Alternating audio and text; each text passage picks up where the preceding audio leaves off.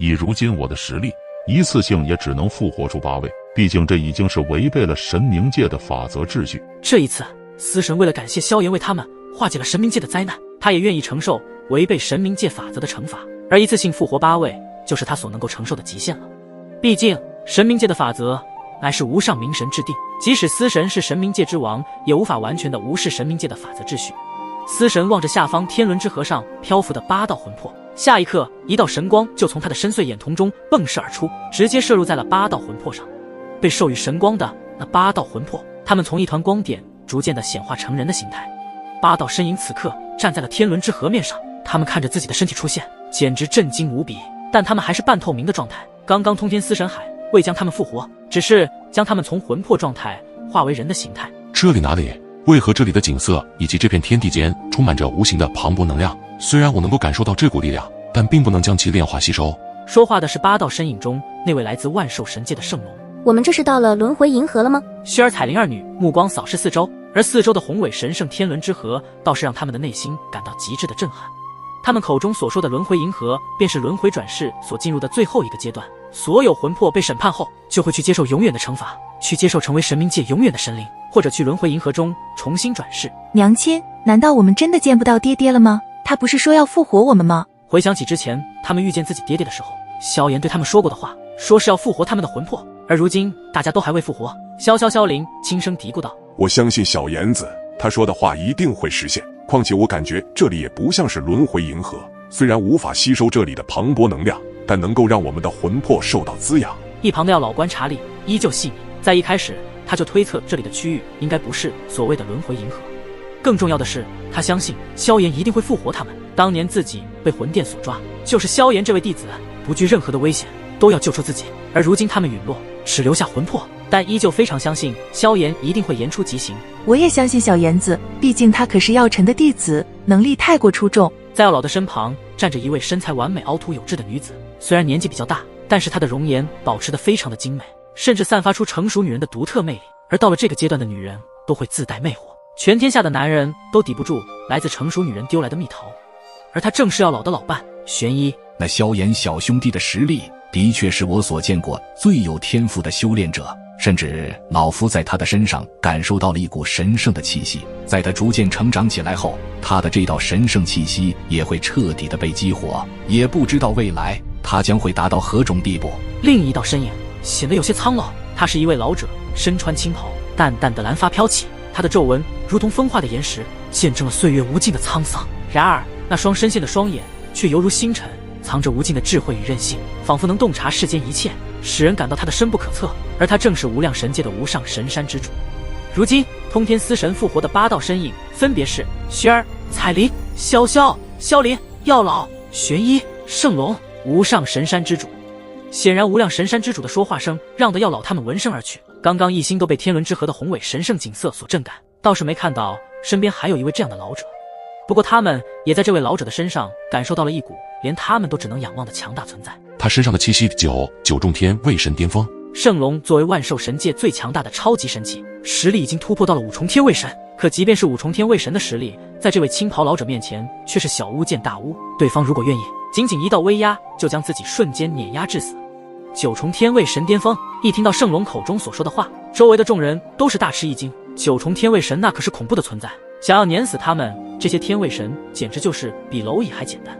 无上神山之主望着眼前的几人，那骇然的表情，则是轻咳了一声，然后道：大家不用紧张，我自我介绍一下，我乃是无量神界的无上神山之主，想必你们应该是来自万兽万界的神灵吧？没想到竟然是来自无上神界的天花板，无量神山之主。圣龙在听到无上神界这4个字的时候，心中更是像潮水般的波澜起伏。在震惊了片刻之后，圣龙也做起了介绍：前辈，他们几位都是萧炎小兄弟的亲人重要之人，我是万兽神界圣龙族族长圣龙。在很久以前，我就听圣龙族的先祖他们讲起过你的大名，如今一见真人，果然名不虚传。原来你是圣龙族之人，老夫的确与你们万兽神界的先祖们熟识，不过你怎么陨落的？无上神圣之主的声音带着一丝回忆过往，淡淡的道：我们万兽神界被一群可怕的神奇强者入侵，还夺走了苍穹之心，导致万兽神界永久性的毁灭，以及万物神灵全部一同随着神界的消失而陨落。圣龙将自己的所遭遇的事情说了出来，而传入无量神山之主时，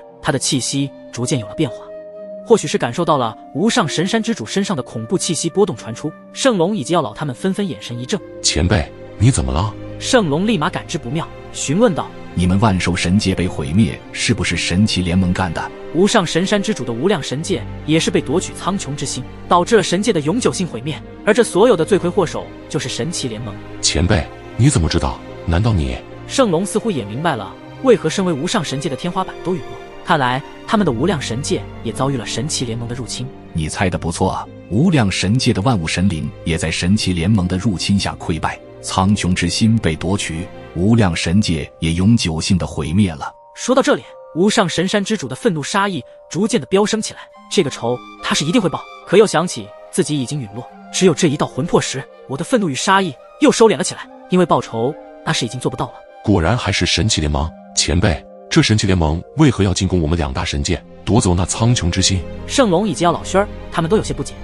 神奇联盟身为诸神万界的超神巨无霸势力，其存在就是为了制衡势力间的和平，为何会爬出高层人物将他们统统毁灭？之前老夫或许有些不明白，可现在我已经明白了，神奇联盟的高层极其不简单，而且在他们的高层上面还有更强大的存在。至于那个存在，我目前也不清楚对方的来历，但可以肯定是神奇联盟已经和灭神府秘密合作了，不然为何被封印的大地之手会破风而出？想必这都是灭神府的计划，他们的目的就是要夺取我们神界的苍穹之心。无上神山之主将自己的猜想一一道出，在众人听来早已经在他们的脸上挂着骇然之色，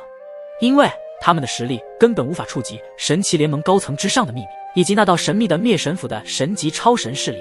不过在听到无量神山之主这么一说后，他们也明白了灭神府似乎有极强的目的性计划，那就是苍穹之心，只是他们不知道这些苍穹之心对灭神府那些存在准备是要做什么。苍穹之心乃是每一个大界的核心之物，没有苍穹之心，大界就会永久性毁灭，而他们不惜一切代价都要夺走苍穹之心，那就只能说明一件事情，他们正在收集苍穹之心，而且苍穹之心的收集并非只有这几颗，如果我所料不错，他们要9颗苍穹之心，这或许就是灭神府的计划。一旦这9颗苍穹之心集齐，将会毁灭9大界，甚至会直接影响整个大宙。在这一段时间里，无量神山之主并没有因为自己陨落而没有去想清楚这个事情的缘由，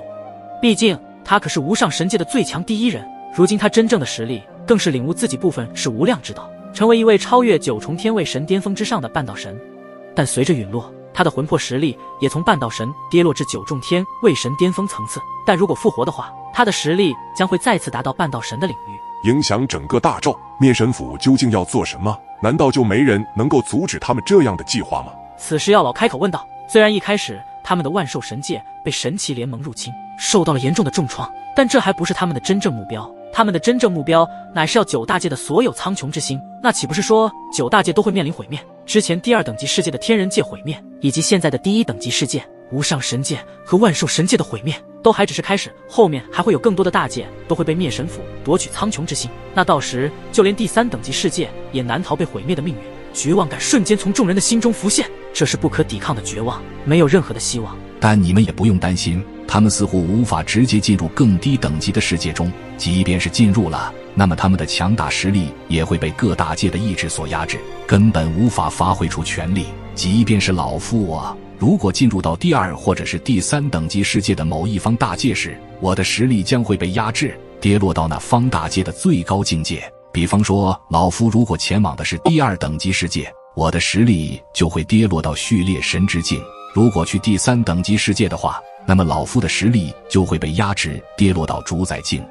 所以你们大可放心，就算他们有这个想法，想要从其他大界中夺得苍穹之心，恐怕非常之难。天人界之所以被毁灭，是因为他们里应外合，蛊惑天人界的生灵，才导致了从内部开始瓦解。只要那些大界中一旦发现有界外入侵者侵袭，就集结各方大界的最强战力，共同抵御界外入侵者，这样就可以让各方大界都处于安全，不被夺取苍穹之心。众人闻言，绝望之色才渐渐的消失。如果真是如无上神山之主所言，那么他们的确没有那么担心了。而且他们的家乡千元界中就有着那方大界最强的战力代表千元宫。一旦千元界受到界外的入侵者，就会在第一时间前往最前线发起最强的进攻。而且如今的千元宫在千元界资源磅礴提升下，战力底蕴更是达到了第3等级世界之首，超越了大元界和古霸界。